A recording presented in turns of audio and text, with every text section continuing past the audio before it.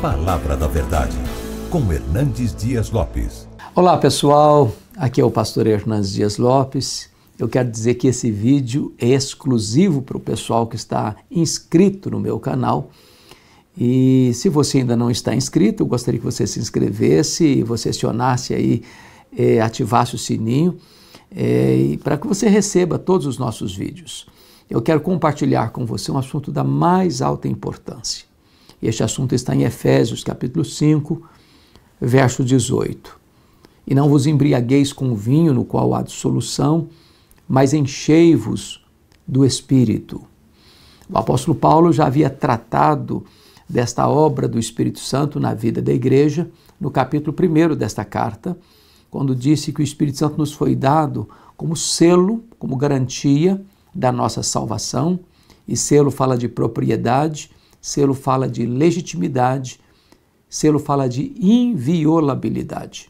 O Espírito Santo também nos foi dado como penhor, uma espécie de anel de noivado, como garantia de que aquele que começou boa obra em nós vai completá-la até o dia de Cristo Jesus.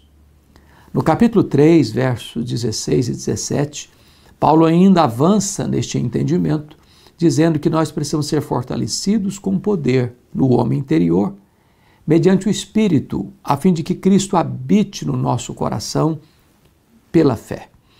Como você pode saber que você é capacitado com poder? É quando Cristo habita no seu coração.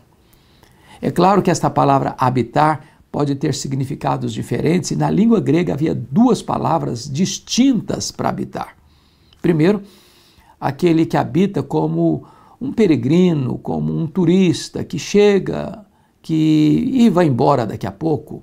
Ele não é o dono daquela quarto de hotel, daquela suíte, ele não é o dono da casa, ele é um inquilino temporário. Mas a outra palavra, que é para o habitante permanente, é o residente, é o dono da casa, é aquele que tem todas as chaves da casa. Ele pode fazer reformas, ele pode jogar fora aquilo que não lhe interessa, pois a palavra que Paulo usa aqui é esta. Cristo precisa ser não apenas um hóspede que vem e vai, mas o morador permanente, o dono da casa, que tem todas as chaves. Agora, então, Paulo vai chegar no capítulo 5, verso 18, com este texto que é tão importante para a nossa vida. E há aqui duas ordens, uma negativa e a outra positiva. A negativa é não vos embriagueis com vinho. A positiva é enchei-vos do Espírito. Há aqui um contraste, aliás, uma comparação superficial e um contraste profundo. A comparação superficial é que tanto uma pessoa embriagada quanto uma pessoa cheia do Espírito está sob a influência ou de algo ou de alguém. Uma pessoa embriagada está sob a influência do álcool. E farmacologicamente falando, o álcool é um depressivo. Uma pessoa que está cheia do Espírito Santo, ele está sob a influência do Espírito. E se nós pudéssemos botar isso aí dentro desse conceito, o Espírito Santo é um estimulante. Então, seja uma pessoa bêbada, seja uma pessoa cheia do Espírito Santo, ela está debaixo da influência ou de algo, o álcool, ou de alguém, o Espírito Santo. Mas aqui há um contraste profundo. Porque a embriaguez leva à dissolução, mas a plenitude do Espírito Santo leva a uma vida de comunhão com os irmãos, de adoração a Deus, de gratidão por tudo e de disposição de servir o próximo. É curioso que esta ordem, ou este verbo enchei-vos, ela tem quatro características muito interessantes. Primeiro, está no plural. A plenitude não é para uma elite apenas, não é apenas para uma liderança seleta, não é para todos, homens, mulheres, grandes, pequenos, crentes novos e crentes maduros. Todos nós podemos e devemos ser cheios do Espírito Santo. Segundo, esse verbo está não apenas no plural, mas no modo imperativo. Não é um pedido, não é uma opção, não é uma recomendação, é uma ordem expressa. Então, não ser cheio do Espírito é um pecado, de desobediência a uma ordem expressa de Deus. Terceiro, este verbo está no chamado presente contínuo, ou seja, o propósito de Deus é que você seja cheio do Espírito Santo todo dia, na próxima semana, no próximo mês, ao longo da vida.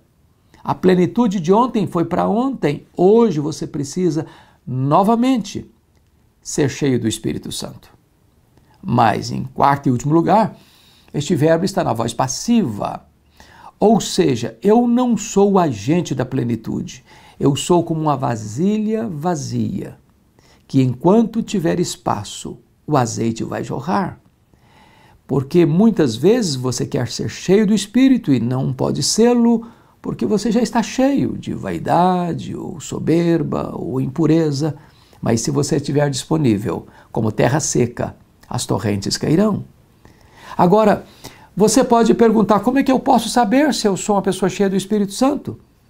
Ora, o texto responde no verso 19, quando ele vai dizer o seguinte, falando entre vós, com salmos. Isso é comunhão. E ele diz mais, louvando de coração ao Senhor, isto é adoração. No verso 20 ele diz, dando sempre graças por tudo ao Deus e o Pai, isto é gratidão. E no verso 21 ele vai dizer, sujeitando-vos uns aos outros no temor de Cristo, isso é disposição para servir. Você é uma pessoa cheia do Espírito, quando você tem comunhão com seus irmãos, quando você adora a Deus de todo o seu coração, quando você se entrega não à murmuração, mas à gratidão, e quando você tem disposição de servir ao seu próximo. Que Deus abençoe o seu coração, que você seja uma pessoa cheia do Espírito Santo.